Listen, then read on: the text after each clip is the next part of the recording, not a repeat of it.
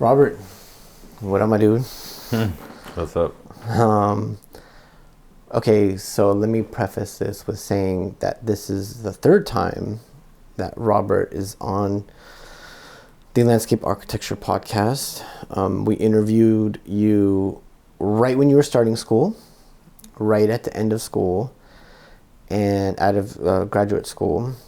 And now you are about 1.5 years as a professional here in San Francisco, right? Right. And we'll talk a little bit more about that. But this was kind of always the vision when we started, right? We were like, it'd be cool to get you at different stages of your career. Mm-hmm. And then maybe we'll do another interview in like 2 years or 3 years, and see where you're at there. And what if we like follow your whole entire career? Like that would be really cool. Yeah. So for those of you who have listened to the episodes before, fantastic. And for those who haven't, can you please introduce yourself? Yeah, so I'm Robert Andrade. I'm a landscape designer currently at Surface Design in San Francisco. Prior to doing landscape design, I was a working artist, had a practice doing that for a long time, and I was also a art and design professor. Yeah. Cool. And we could talk about that, but I would encourage the listeners to go back to the other episodes, and we could, get your background more on that. And I think for this episode, what I'm curious about is your progression in the career, your expectations as what this field would be, where they met, what was, what wasn't. And I'll guide you along through that process, but mainly I'm very interested in seeing where you are at now and what your thoughts are and any big surprises, right? Or what tracked and so on and so forth. So let's begin with, what did the first couple of months working at Surface look like for you out of school? And how did you get the job at Surface? Well, the way I got the job was just, right when you're barely ending school, that's the thing, is like, what's next kind of deal. And I'd been looking around, and I wanted to stay in California, but I wasn't really sure that I wanted to just be in LA. So I was looking around the Bay Area. Of course, you and I talked about kind of what some strategies would be, or kind of things to think about. And I ended up just sending my information to a couple places that I thought were interesting, in terms of showing them that I also had an art practice, and kind of playing with that idea that, like, I'm not just someone coming out of school, but that I have other experience too, and and hoping that would be of value to people. And it was. Right. For Surface, right? Right.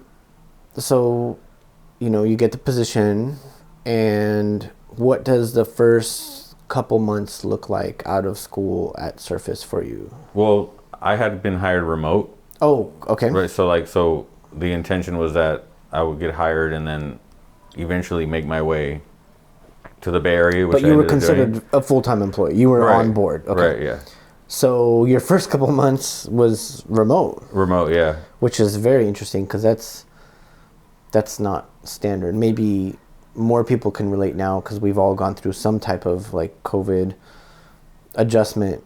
But you're the first generation to like get a quote-unquote real job from the get-go remote. Right, yeah, for sure. And I think just because I finished up my, I think I did a 1.5 years in remote. Right. That I was kind of used to the idea of that, but it was already like adopted, like. Yeah, kind of. But then I had done like an internship a while back where that was in office, so that was the only actual office experience I had actually going to a space.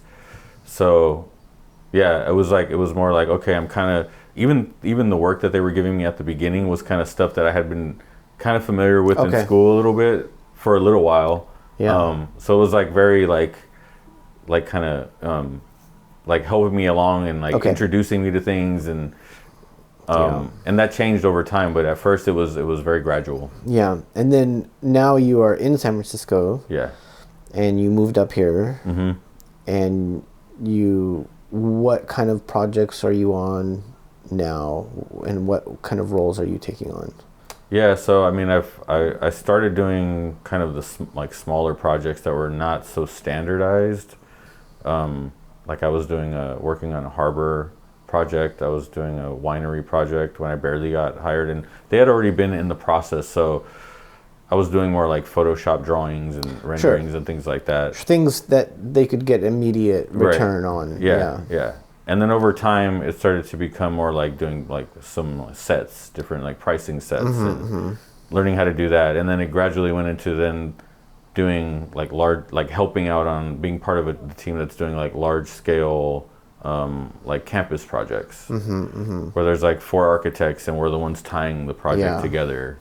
Now, we became friends over the years, which is great, because I appreciate you, and I think you're a good friend. Likewise. Thank you. And I know that you're like very curious, right? And you're like are interested in a lot of different things.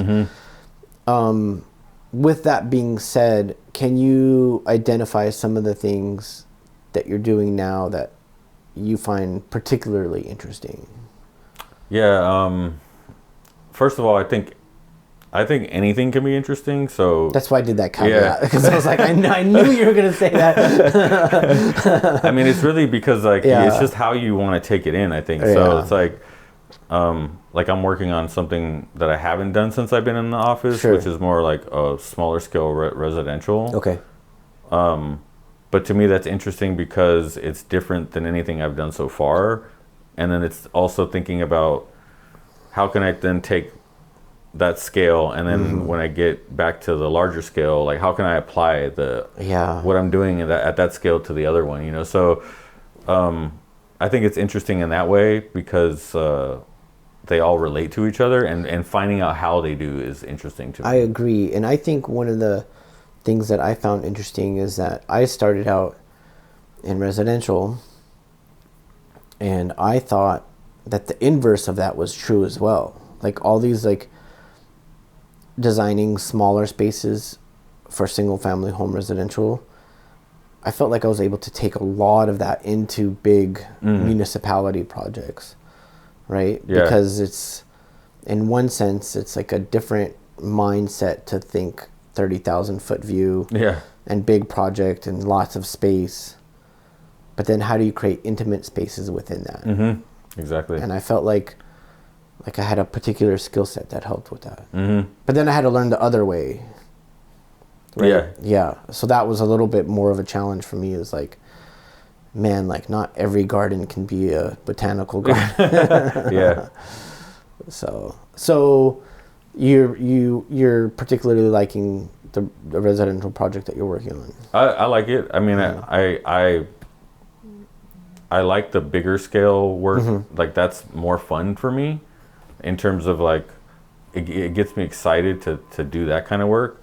This one is more like, I feel like because it's so foreign, I'm more like learning and investigating. But I do like it, but I do enjoy the bigger scale stuff more. Like I was helping out with a park project, like a really large park at one point, and I kind of I find myself really thinking in that way a little bit more naturally. Yeah. If you could remember, before taking any single landscape architecture class, of what you thought your life might be like as a landscape architect, how do you think it panned out? Or did you kind of go in knowing that you're not going to know? Or like, I guess, I don't know, does it make sense what I'm trying to ask? Yeah, I feel like, well, I had done my research so heavily that I had kind of an idea of what the job entailed. I think that in terms of like the facets of it and all that, I feel like it's more like the minute details of things that I hadn't, that all became new when I began to actually work. I feel that there's just so much to learn that you can't learn it all in school. So like once you get in the job, then it becomes like, okay, this is a whole new learning experience right here now. Like because it also feels more real because it is. But I did feel that I had an idea of like what I would be doing as a professional, but I over like big scale, you know, in terms of like here's what we do. But I think that getting in there was a lot to be like, oh, I had no idea that was a conversation, or that, you know, these meetings took place like this, or, you know, there's like a lot of those things. Right. And you've been entrusted on like facilitating meetings and without other members of your team there, right? There's like, been times where that's happened. Yeah. And I'm part of I'm always part of a bigger team, but sure. Yeah, communicating with people and you know, getting things to the consultants and stuff like that. Yeah. And do you like that part of it? Yeah. I like that part. Kind of mixes it up a little bit, right? Like you're not just like the collaborative dialogues. Yeah. And it's fun being able to, you know, communicate back and forth when things are needed and changing and I could see you eventually like teaching landscape architecture, and if you did, and let's say a university was like, we'd like you to teach here, what would you know, we have a lot of slots open, what kind of class would you like to teach? That's a good one. Because sometimes it's more of like, hey, we have this opening, right? Like we need somebody to teach X, right? But if like, let's say you could pick, maybe it's a design studio, maybe it's a, you know, something more technical or skill. What do you think you would like to do? I think I would like to do a design studio of some kind. I would also like to do some of the technical ones because after making that transition from school to practice, I could see where there's a gap. There's like what those gaps are and how I think that there's actually a way to make that not so drastic. I agree. You know what I mean? Like, so I feel like there's certain things that could be done that transition doesn't have to be so drastic. I think, you know, and I have a friend who teaches, and he's kind of in that vein too. Like he understands what is needed and how to execute that. So that way there isn't that big of a transition. And I like the idea of that. I think my background too in fine art and sculpture and stuff like that, I feel that I would like to teach something in line with having that be a component. You know what might be interesting is like, what if like you were to design like a sculpture park? Yeah, something like that. Yeah, so that way you could be like, these are the needs of the artist, and you know, this is how to look at it. And of course, I think it would be really fun of helping the students gather precedent images and what that looks like. Yeah. And I think it's because even in my projects for school, there was always a lot of. Wherever I could do it, there was a sculpture park somewhere. It wasn't like the default Jeff Koons. No. You know what I'm talking about? Everyone for like 10 years was using. And granted, it does look good in a rendering. Yeah. But it's kind of played out. Yeah, for sure. While it, you know, it had its moment. Yeah, but I think using that as a way to show people what interesting art can look like in the public space, because there's so much bad public art, or what I would consider to be not interesting public art, that like I think that there's ways to show people that there could be this more interesting, challenging work out in the public sphere. Yeah, we're in San Francisco, if you guys hear that. Yeah, it's pretty normal. Yeah, interesting. And then I would imagine that you would probably want to treat the park itself as a work of art, right? Like a land work. And you were very much interested in land works early on. Were you interested? You were interested in land works before you were even considering landscape architecture, correct? Yeah. So who were some of your like favorite artists, and or like what is it that attracted you to that? And then, you know, do you see yourself now as a landscape architect that could actually do a whole construction document set of land artwork. Do you think that's in your future? Yeah, yeah. I think some of the artists that I was influenced in that way were like people doing land art, like the Robert Smithsons and Michael Heiser and Jenny Holt or Nancy Holt and people like that. That was, even though that's like a lot of people have that as a precedent, but I feel like it was not just what the art looked like. I was also interested in the writings and like really dissecting the writings, and I was also interested in the documentation, how they were kind of the drawings and the photographs and like all that stuff, because I feel like they were working in a way where it was about investigating sight a lot. And so even though I there was a part in my practice where I started to do that, even though it wasn't working with land or anything like that, if it was a space, I would go really investigate the space and things like that. Yeah. So I feel that like that way of working became a way to collect information, and then in some way, it's like then that can become another part of the work. It not in some way, absolutely, yeah. Like without any distinction. It's the piece, like the piece is all of that in its entirety. Yeah, yeah. As opposed to like, a beginning, middle, ending, or it's all like one unit. Yeah. And I think what you're saying is you saw the works as a whole early on, and that was interesting. Am I saying that right? No, that's true. And even now, like I'm finishing up a project that I worked on in 2022, like the whole year, and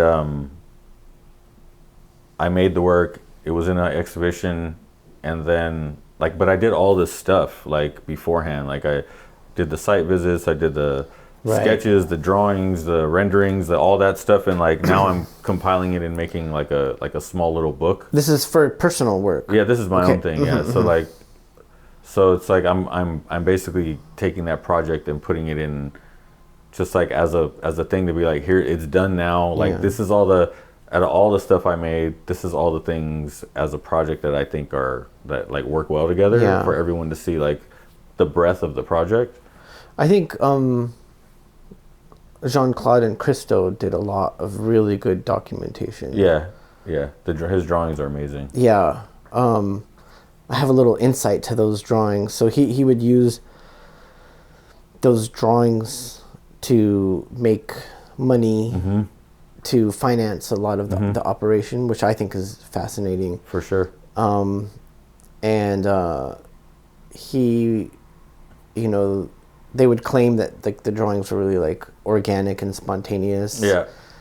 But my professor knew him and he said, oh no, like he put a lot of care into those because they generated so much money that like he crafted them to even more look like they were spontaneous. Yeah. Which is totally fine. Yeah. Right? Like that even itself is, a skill set to do. But that as like a business model, I thought was really interesting. Yeah, I mean, even in like the documentaries with them, they show how they have to negotiate with the law and things like that, and because there's permits and spacing and even the way that they would word things, like there was one I remember watching one and they were saying, I think Jean-Claude was telling him like, oh, we got to talk about like the posters that we have or whatever, and he's like, no, we're not calling them posters, we're calling them photographic images. Like so it was like even the language stronger to get copyrighted. Okay, so interesting. Like, so it's like even the language is like, if you call it a poster, it minimizes it to something that like is more throwaway or something, but if you call it a photographic image, it like so even like a branding type. Interesting. I was thinking like a legal description, but maybe even just like a social understanding of what that is. But the idea of like thinking about every little way that you can kind of maneuver your way in there, one thing that I find interesting about you is that like I have a lot of friends that are very research based, and I feel that sometimes they have difficulty in execution because they are more inclined to not knowing when to stop, researching and, Yeah. and execute. Whereas then I think some other personality types just execute and don't research and so on and so forth. But to me, it seems like you've been able to do your deep dive in research and also execute. Do you feel that was natural, or do you feel that you had to earn that? Or what are your thoughts when I say that? Yeah, I've always liked to research stuff and just read about whatever it is I'm interested in. I think that the research it gets to a point, and then at some point it's just like it becomes my own. So like I have to know the thing that I'm doing or working with and investigating, but I'm not someone who's like, when it comes to my art practice, I'm talking about, I'm not going into like, I'm not fact checking things and like in my own references. It's like the research is there as like a grounding, but then I like take license to do whatever I want within the idea of knowing my subject. Right. And then do you is there like a conscious moment where you say, okay, I'm ready, or does it just happen? It's just a feeling. It's just a feeling. Yeah. Yeah. I just am like, okay, I can. It just kind of, it's like a feeling, but then it gradually happens. Like I just start to do things for a long time while I'm making things in terms of art. Like it looks like I'm not really doing anything. Like if people were to come to my studio, they'd be like, you just like try to give them some like art BS. Like, man, I'm just a minimalist. It doesn't look like I'm doing anything. That's why printing things has always been important for me because that's a manifestation of something. So like I print a lot and like put it up and like move things and cut papers and like just to get it going, because otherwise if it's just in my head or in the computer, it doesn't feel like I'm making anything. So like I have to like put it out, and it's always been that way. Like even before I had a printer, and I would go to Kinko's and like just print stuff, and like that was always been part of the process. Yeah. What notions of that do you think you carry with you into landscape architecture? The research is still big, of course. And are you recognized? Like you do the research, is it just on your own, or does Surface recognize like, oh, like he really takes a deep dive into this before he starts? I think that, well, I do the research, and they know, they can tell, like, depending on what it is. Because you can speak articulately about it? Yeah. And I still do that even for work, for Surface. Like I'll maybe after work, if it's something I'm working on, I'll go. We have a pretty extensive library there, so I'll go look at the books, and I basically work the same way that I do for myself for the office too, right? Because it's just the way it's the only way innate. I know how. Yeah. So I still bring that to their practice too. So because it helps me to be able to actually formulate like a move, right? So I can't do it any other way. Like I don't know. Yeah, because I don't like, because I can't do things just like without it having any reasoning for myself. Right. Like otherwise it just feels like it doesn't make sense, or it doesn't have any meaning to me. Just to like do something because it looks cool, but it's like, but that doesn't matter that it looks cool. That's so funny, because I'm the complete opposite. I always start with, oh, that's cool. Yeah. And then I go, and then I have to research along the way to figure out how does that go. And like, I would say that I'm rather envious of your process, because I'm trying to be more like that, because I'm seeing the benefits of it, and I'm gonna have to do it anyway. Like it just ends up where I have to understand these things that I'm doing, and that's why I kind of asked in the beginning, like, because I know that that's my strength, but it's also my weakness, and I was curious if that strength of yours was always could have been a weakness as well from not being able to execute, but that doesn't seem like the case. So I'm really fascinated by that, and I think that's really cool that you're able to find that balance. I think when I was in school, it was kind of, there was a little bit of a lag because of that, because I was more like trying to think about things too long instead of just being like because I think school's you're more like pressured in school, and I think you were older when you started, and you kind of already knew your process. right. And I felt like just knowing you as a person, feel like you'd be like, hey, give me a little bit of time here. Like I know what I'm doing. It's not because I'm just like procrastinating. Yeah, yeah. But I do feel like the idea of I think over time I've learned to also just start to sketch. Oh yes, yeah. So like just like start getting things out, start doing the research, start putting it together. But like I think that's one thing that I do a lot more Is sketching. is sketching. Yeah. Like I like just a lot of sketching. I don't sit there and just sketch anything. I'm like, how some people like to just sketch everything. Yeah. I'm more like I think that sketching has become more part of my process since I've been working in landscape. Okay. Yeah. And I do that more in my art practice now Yeah. too. We were talking earlier before recording this about iPads. Yeah.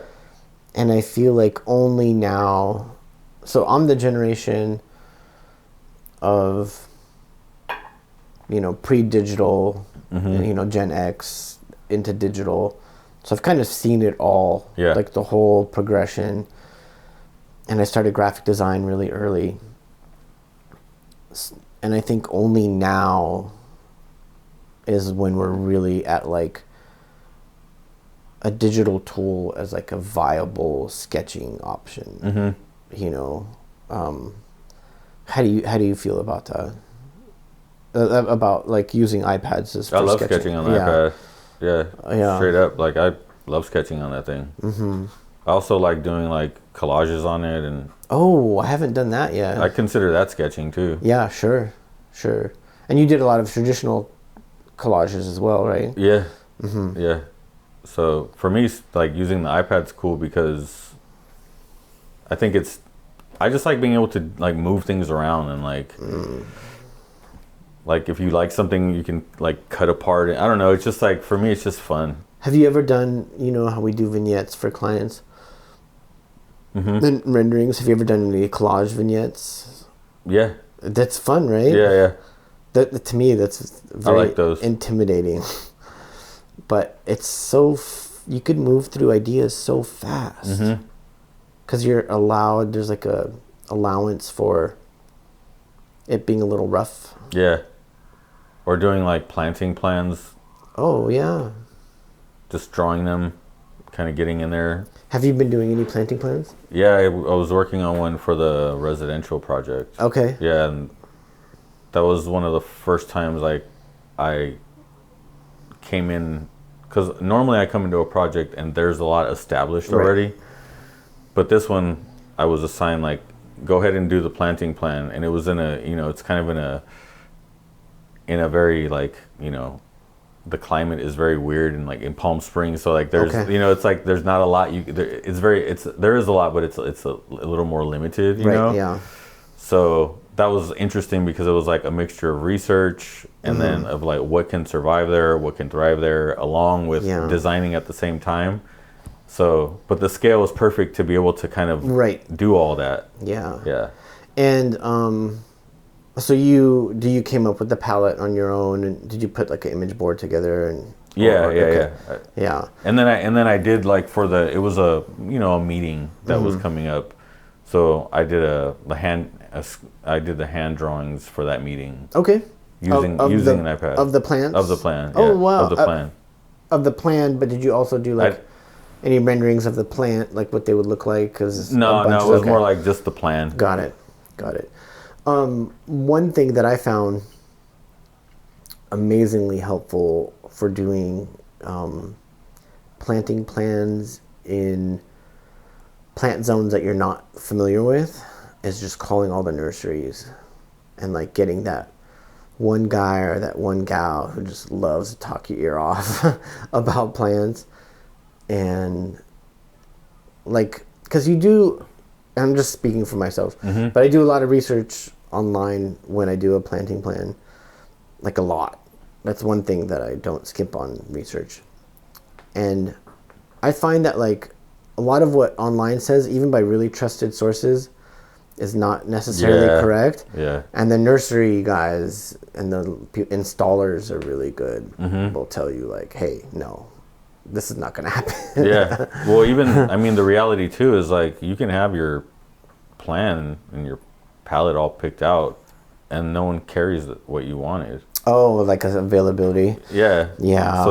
So that's something that I didn't think about until, like, that's a reality that I just wasn't aware of until actually getting into it and then talking to people and being like, okay, there's a lot of adjustment that, or maybe they don't have any that are nice, or things like that. So like, then you're like, well, I don't like the selection, so now I got to change. Yeah. Get something similar or like change things around, but. I think the idea of flexibility and availability is something that I didn't really consider a lot with planting until starting to get into it a little bit more.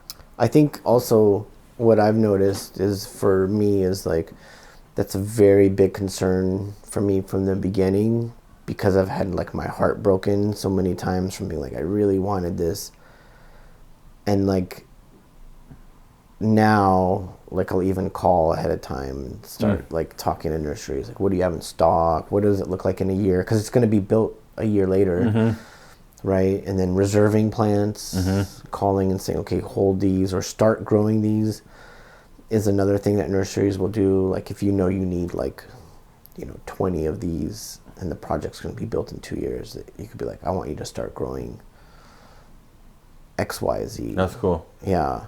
And nobody, you don't think about that. Yeah. Right. Yeah. Yeah. Because furniture will always be there. Yeah. Right.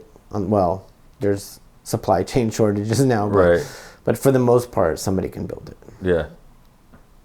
But I think that's the thing too, is like there's always so much to learn in this profession. That's what I like about it too, is like, just when you think you know something, you get put into another project, and then it's like a whole set of other things that you need to start to think about. And it feels like it takes a really long time to be very well versed in all the aspects of it. If you can ever do that, I don't even know if that's possible. Yeah, there's so many. Yeah, and then like that becomes also, it's like, what else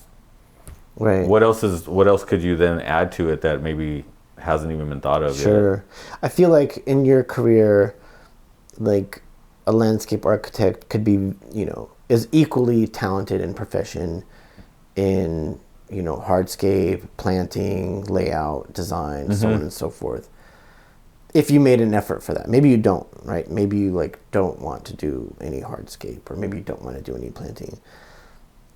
But then it goes to the next level of like specialty on top of that, like how like people circulate through space, the sociological and the like, all those types of things. And then maybe you get deep into soils, and maybe you get deep into fauna and corridors, and like who knows how many different directions we could take. Yeah, that's what's so interesting about it. I think that's what makes me excited to keep doing it, because I feel like if I've always been someone who, like, if something starts to feel easy, then I start to lose interest. Right, I always make things more difficult for myself because it like keeps me interested and excited. Yeah. Well, luckily we have a job that defaults on the difficult side, so you don't have to go chase it. Yeah. Yeah. What do you have? Well, do you think? Well, let's ask this. How do I ask this? Do you think that you could identify some of the challenges that you think landscape architecture faces right now? Like overall? Yeah. Like as a profession? Yeah. I think in terms of, like, one thing that I think, I don't know if it's a challenge, but it's definitely something I've been thinking about. And I don't even know how important it is to other people, but there's no real critique of other people in the profession critiquing other people's projects. And you're from an art background where all that is critiqued. It's like constantly. Everyone's constantly like patting on the back, and I get why. Oh, in our field? Yeah. Oh, there's a lot of interesting. like, and I could be like wrong about that, you know, Yeah. but I feel like, I just feel like there's a lot to learn from seeing something that didn't work and then Right. really bringing attention to that. I think, are you more so talking about like a deeper discourse, Yeah. right? Like maybe critiquing in a fine art sense isn't exactly the same thing that we need, right? Because Yeah, not the same. yeah, but if we had a deeper discourse, then say that we can't critique, right? Right. Like we could definitely could have a component of that, but like maybe like a very well documented and researched post occupancy Yes. like reviews Yes. and like that type of stuff. Yeah. So to uplift Yeah. and not just identify. Yeah. And it's not even about like just knocking somebody's project down, but I think the idea of like sometimes having a little bit of like more of a discourse that causes more of a discussion for growth. Right, right. And again, that could be happening, but maybe I'm just not aware of it. Yeah, well, it is happening, but I think it's not as rich as it is in the art world. I think there's a lot of independent writers in the art world. There's a lot of like well-established, literature, and I think that it's so much more accessible that there's so many people writing about it. Yeah.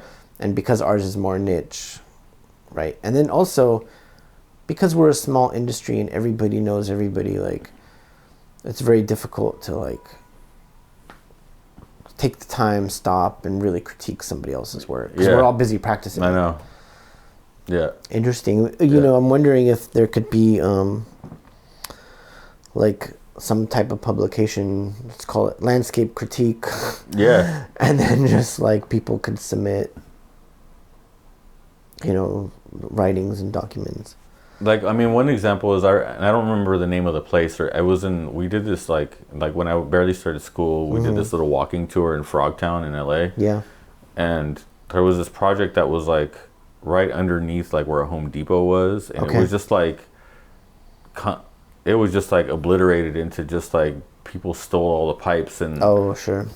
And I was like, why it was under a freeway and like I was just like, why don't we like study that? Yeah.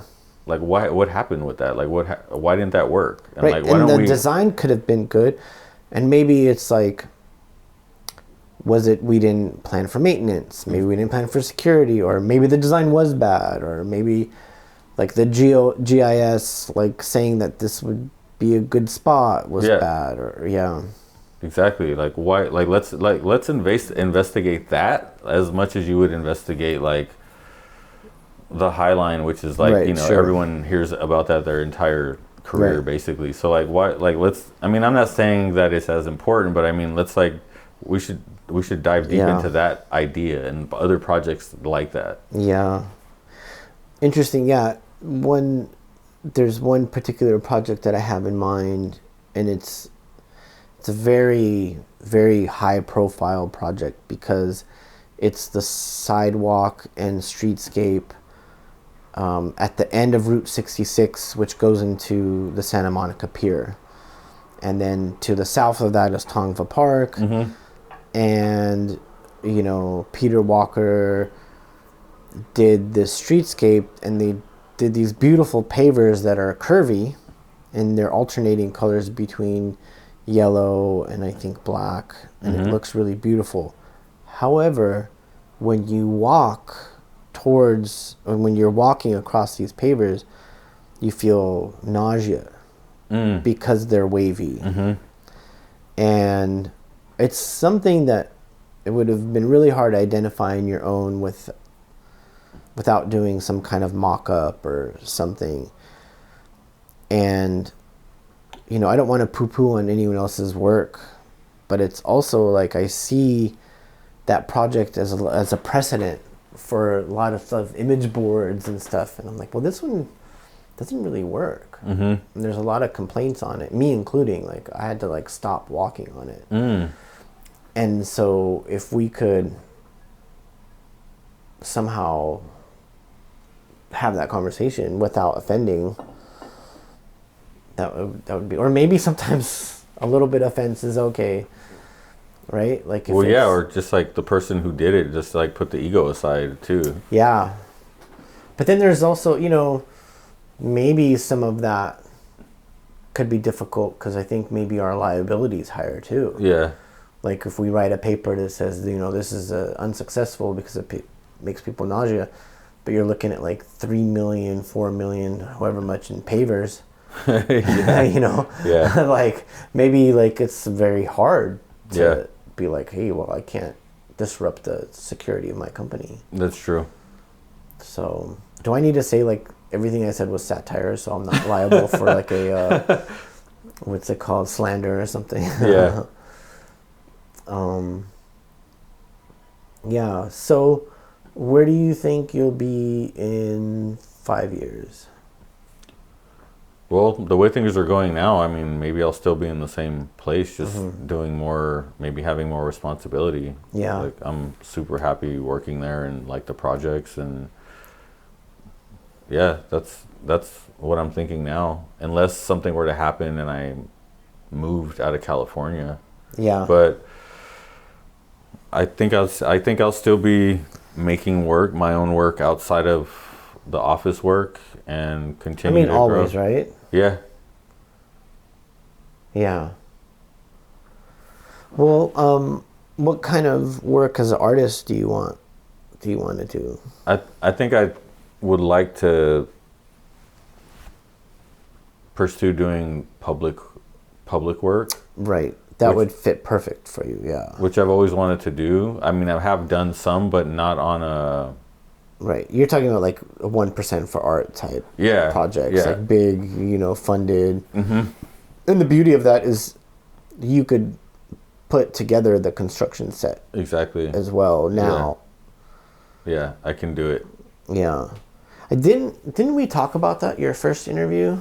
I think we kind of touched on that. Yeah. I could see that happening for you for sure. Yeah. A lot of my friends that are architects have successfully done that. Yeah. Yeah. That's something that I would definitely like to do. I like, outside of the office work, I'd like to do more like competitions and proposals for things. Yeah, but on a more grander scale. Yeah, grander scale. Yeah. I think for me, like, the exhibition space is exciting me less and less. Is it because what you consider an exhibition space has changed or broadened? I just think that my work, like, it just doesn't excite me as much to think about my work going in the galleries and stuff like that right now.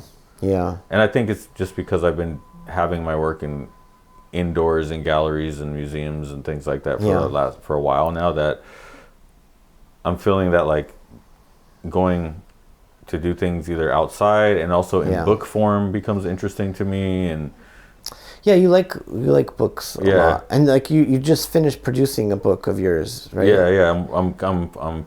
I'm in the process of finishing up one. Oh, okay. I mean, it's like in production right now. Okay. Yeah. So it's done. It's pretty much done. I'm just making final, like, edits after getting the proof. Okay. And you're happy with the proof, but just some like more tweaks than it is. Okay. Yeah. I mean, I even embrace some of the mistakes. Like, that's another part of it too. Is like, it comes back and then there's things that are a little wrong with it, but I kind of like that. Like, I'm not someone who, like, has a vision and then the vision needs to, like, be exactly how I thought it was going to be. Well, meet me one person that can make that happen. Exactly. Yeah. But some people fight it though. That's true. That's true. I'm more like, oh, that looks cool, or like, sometimes I'm just like maybe it doesn't matter. Yeah. So I can let go a little bit, but so it's at the stage where I'm just deciding, like, what needs to be changed and fixed and what can be left. Okay, that's good. That's good. And then, so I guess where you would exhibit your work, you know, if we're moving away from the traditional gallery, then, and you want to do some public art, is there any other like mediums other than like a space or a gallery that you're interested in? I want to do some stuff that has to do with like the land, like doing stuff with the land. Okay. Like I don't know what that is, and it's just something that's like in the back of my mind, like something that we do in landscape, but then taking that into not having to think about the things that we have to think about for landscape. Right. Yeah. So, you know, it's like there's people who've done that and there's people who do that, but I'm trying to develop a way for myself right now. Right. Yeah. So like that might take a while.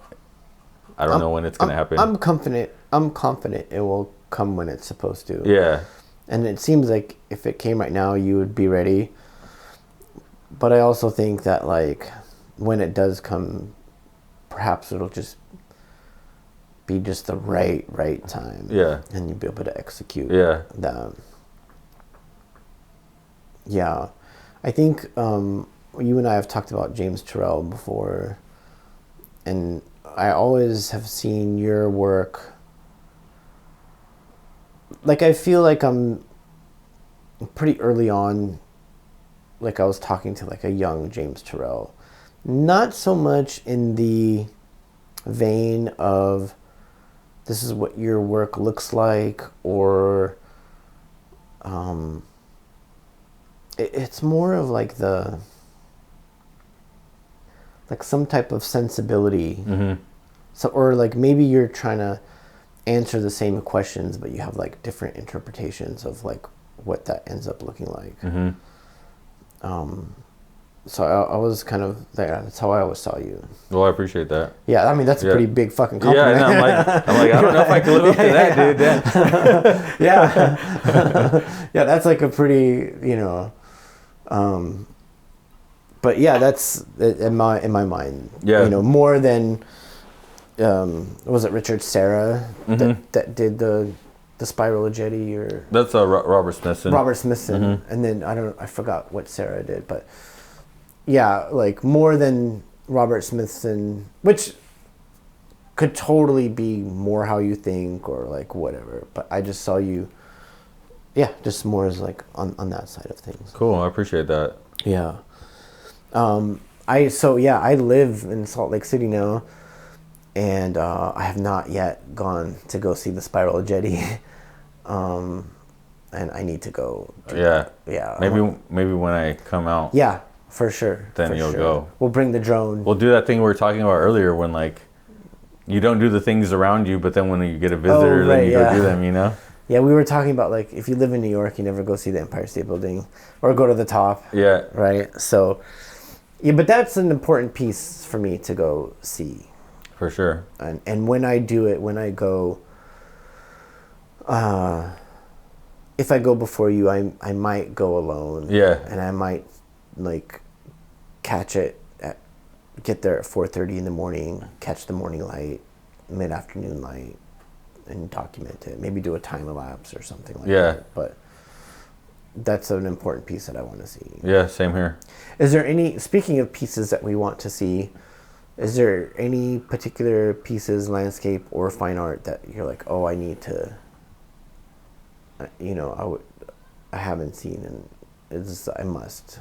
There's that, which there's been so many things in my life that have like thwarted me from seeing Spiral Jetty. Oh, really? Like I've had it planned a couple times. Oh, wow. And then like some life event has happened or something's like always stopped me from going. I didn't know that. Yeah, it's been like 2 or 3 times. Maybe that's your Moby Dick. I know. It's like, now I gotta make it happen. Yeah.